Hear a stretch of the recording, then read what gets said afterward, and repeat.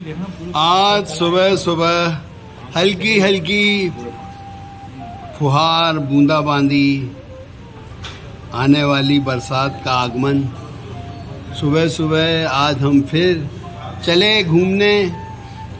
नरेश भैया आए, उनने दी आवाज़, दौड़ के आए हम। और फिर आज ये सबको महसूस हुआ कि बहुत दिन हो गए हैं कि ये संवाद। तो हम बैठे हैं कॉफ़ी हाउस और शुरुआत करते हैं अपने जयंत भैया से।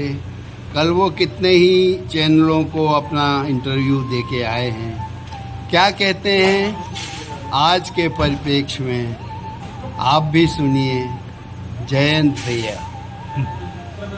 ये जो लोकसभा के चुनाव के रिजल्ट आए तो उसमें शुरू में तो पूरे इंडिया में जो इंडी गठबंधन है उसने ऐसा कहा कि अब ये तो सरकार नहीं चल सकती है, क्योंकि ये इसको तो जेडीयू है और तेलुगु देशम पार्टी, इसके भरोसे चलना पड़ेगा।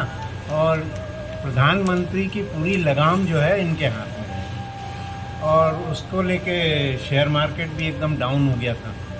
फिर बाद में जब कैबिनेट फॉर्मेशन हुआ तो कैबिनेट फॉर्मेशन में पहले ये कह रहे थे कि जो रेल मंत्रालय है वो तो नीतीश लेगा और स्पीकर का पोस्ट लेगा तेलुगु देशम पार्टी, और जो महत्वपूर्ण मंत्रालय हैं वो ये लोग अपने हथिया लेंगे। पर देखा गया कि वो जो महत्वपूर्ण मंत्रालय हैं वो सारे के सारे जो पिछली सरकार में थे वही रिपीट हुए। और जो कैबिनेट फॉर्मेशन हुआ उसमें भी ऐसा लगा कि कोई मतलब ऐसा कंप्रोमाइज़ करने के लिए या झुक के काम करने का कुछ नहीं है। तो टीवी चैनल वालों ने पूछा आपके कमेंट क्या है, तो हमने कहा कि भाई ये इसमें ये है कि इंडी गठबंधन और जितना भी वो सोशल मीडिया है तो यही कह रहा था कि भाई अब तो ये मोदी की सरकार, मोदी की गारंटी वगैरह तो ख़त्म हो गया है, अब एक मजबूर प्रधानमंत्री है। पर कैबिनेट फॉर्मेशन और उसके बाद विभागों के वितरण के बाद अब ऐसा लगता है कि ये मजबूर नहीं, मजबूत प्राइम मिनिस्टर है। इसको किसी भी काम के लिए कहीं झुकना नहीं पड़ा है। और बल्कि वो जो प्रफुल्ल पटेल है उसको मिनिस्टर ऑफ स्टेट दिया तो कहने लगा मेरा डिमोशन हुआ। उन्होंने कहा भैया डिमोशन तो इससे हो गया कि आपको एक ही सीट मिली है, वहाँ डिमोशन हुआ है आपका। क्या बात है। तो इसलिए अब वो नहीं आया, ज्वाइन किया, तो कोई ऐसी मजबूरी नहीं है। और हालत तो अब यह है कि यदि इनमें से एक भी कोई, चाहे पीडीपी अलग हो जाए चाहे जनता दल यू अलग हो जाए, कोई फर्क पर नहीं, सरकार को कोई फर्क नहीं पड़ने वाला है। और ये सरकार 5 साल तक लगातार। क्या बात है, क्या बात है भैया। नरेश भैया आपके विचार।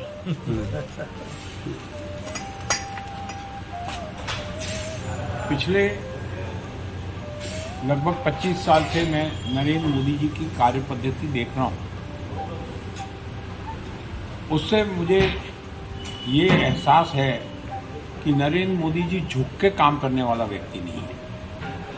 आज भले ही इनको बहुमत नहीं मिला है, इनकी पार्टी को, और एनडीए की सरकार चला रहे हैं, ये अटल जी की तरह फ्लेक्सिबल नहीं है। ये व्यक्ति जो अपने निर्णय लेगा और उसको इम्प्लीमेंट करेगा और 5 साल चलाएगा। अगर इसको कभी कोई मजबूरी आ जाएगी कि ये लोकसभा भंग करके पुनः इलेक्शन के लिए जनता के बीच में जाएगा। क्या बात है, बिल्कुल सही बोल रहे भैया, बहुत सही। हाँ भैया, मैं क्या मैं पॉलिटिक्स में हूँ। अच्छा नहीं है आप, लेकिन मैं तो राष्ट्रपति हूँ और मैं अपनी, अरे हम और आप जागरूक नागरिक। अरे हम ना जागरूक नागरिक के बारे में आप क्या सोचते हैं? में नहीं है, बिजनेस में है। हाँ। आप शेयर मार्केट का क्या उछाल, शेयर, हाँ वो तो बता सकते हैं आप। हाँ, आप पॉलिटिक्स को इंटरप्रेट करें। ये है कि मोदी के फिर से आने से शेयर्स के रेट जो डाउन हो गए थे वो एकदम से बढ़ते जा रहे। वाह वाह, मतलब कॉर्पोरेट में कॉन्फिडेंस आ गया है लोग। बिल्कुल बिल्कुल, बहुत बहुत धन्यवाद भैया।